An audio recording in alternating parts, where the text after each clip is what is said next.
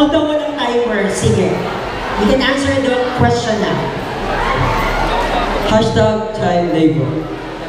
Naniniwala ako na ang bawat kabataan ay may kanya-kanyang talino at paninindigan at paniniwala para sa kanila. Ang bawat kabataan ay may kanya-kanyang paninindigan at pinaniniwalaan na handang ibahagi sa kapwa kabataan. Dahil, thank you. Thank you so much, our Ginoon number 1. And let's continue or move on with our next candidate, Ginoon number 2. Pick your number, please. And you pick number, hashtag number 4.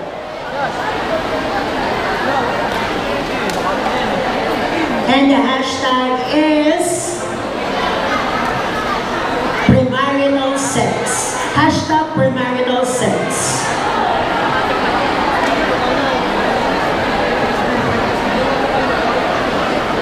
Uy! Harap na! Alright! Okay! Just relax, guys. Guys, go!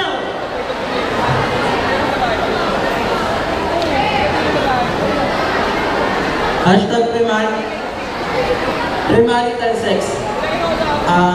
Para sa akin ang premarital sex ay ito ay siguro ay nakatulong ito sa other gender ng ating mga kalahi. And siguro naniniwala ako na lahat tayo ay may kanya-kanyang pagkakapantay at paniniwala. Yun lamang po. Maraming salamat. Thank you so much, Ginoon number 2. And let's now move on with our next candidate, Ginoon number 3. And you pick your number, please. Tuloy-tuloy lang tayo. And guys, just relax. Maswerte kayo, you have no time limit para i-answer yung ating hashtag.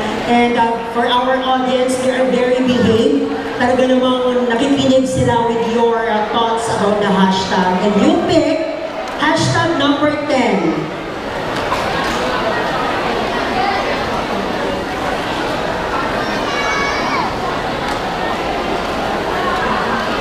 The hashtag is teenage pregnancy.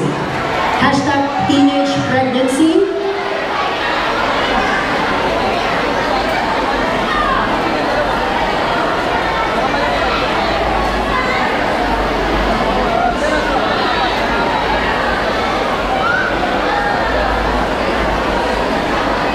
Hashtag teenage pregnancy. Ang teenage pregnancy, ito ay yung mga kabataan na maagang nagbubuntis. At meron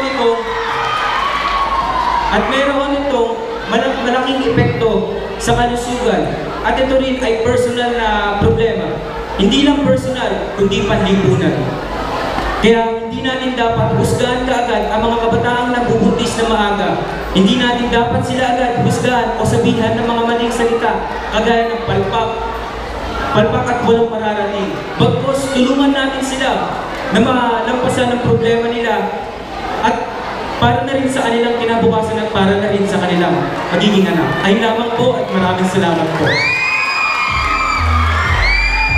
Thank you so much. And now, let's move on with our Ginoon number 4. Please pick your number, and after that, I will read it, and then the hashtag will appear on screen.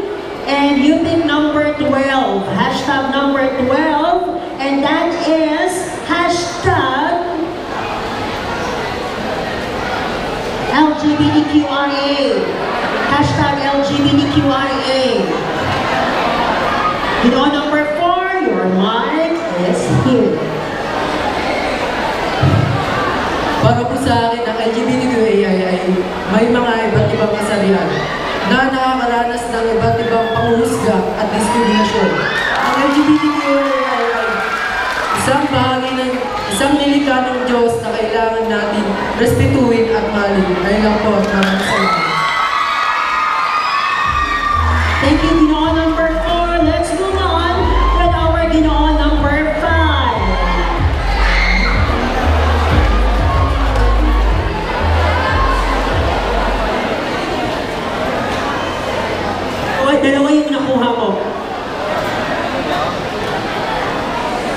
Alright, your hashtag is hashtag number 9. Alright, so let's see what is your hashtag, and just relax, and then your hashtag will be justice. Hashtag justice. Wow! It's been a while I joining Ginoo at Binibining Daral.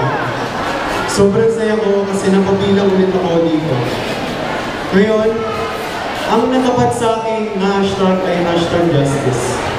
Para sa akin, magandang bigyan o tutukan ng ating pamahalaan ang hustisya. Dahil maraming tao ang nahuhusgahan dahil sila ay mahirap. Para sa akin ang hustisya, wala sa yaman o nasa hirap. Dahil para sa akin, kahit ano ka man o kahit sino ka pa man, kailangan mo ng hustisya, lalo na kung kailangan. Yun lamang po at maraming salamat. Thank you for that meaningful answer. And we have here Ginoo number 6, and the number of your hashtag is number 11. Hashtag number 11.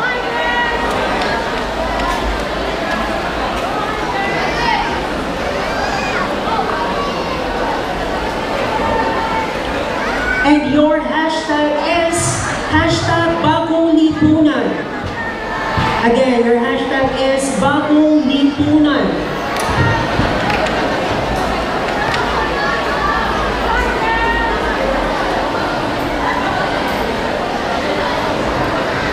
Hashtag Bagong Lipunan. Ito ang kailangan ng ating bayan. Dahil ito ang pinakamalaking kinaharap ng ating bayan. Dahil sa mga maling nakaupo sa ating Senado, sa ating barangay o sa ating lipunan. Kaya kailangan maging mapanuri at maging mapanghusga tayo sa ating mga iboto. Katulad na lamang ng kakaupo lang natin na mayor na si Rhea Inares. Nakikita naman natin ang kanyang mga pagbabagong ginawa dito sa ating lipunan at sa mahal nating Binangonan. Yun lamang po, maraming salamat. Thank you, Ginoo number 6. Let's continue with our Ginoo number 7. You pick your number, please.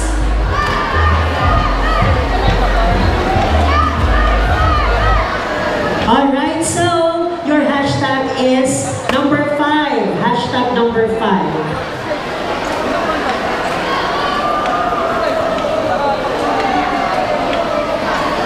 Your hashtag is malnutrition.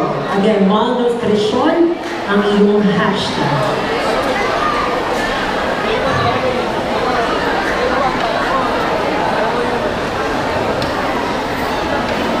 Hashtag malnutrition.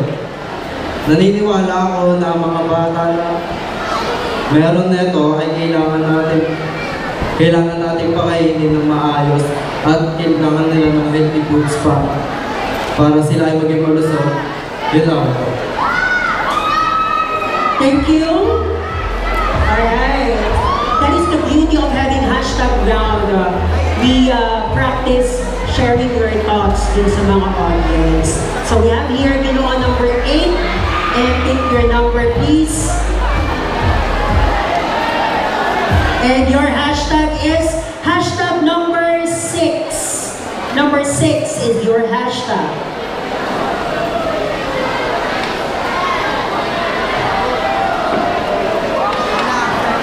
Hashtag acceptance.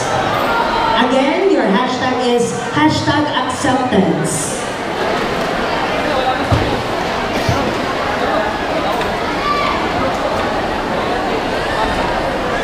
Ginusto niyo yung number.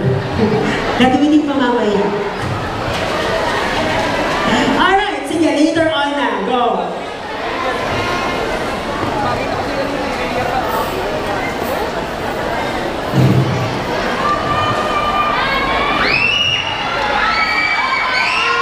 Magandang gabi sa inyo lahat.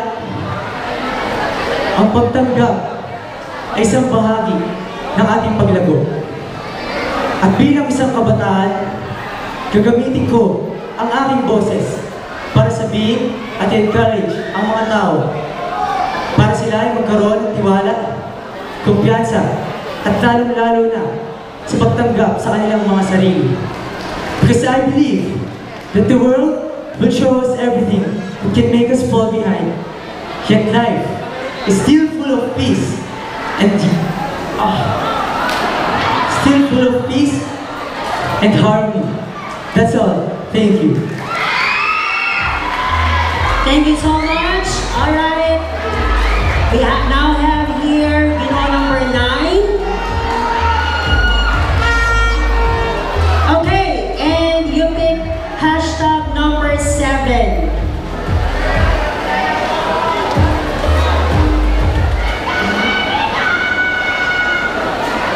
Alright? Wow. So your hashtag is hashtag generosity. Hashtag generosity.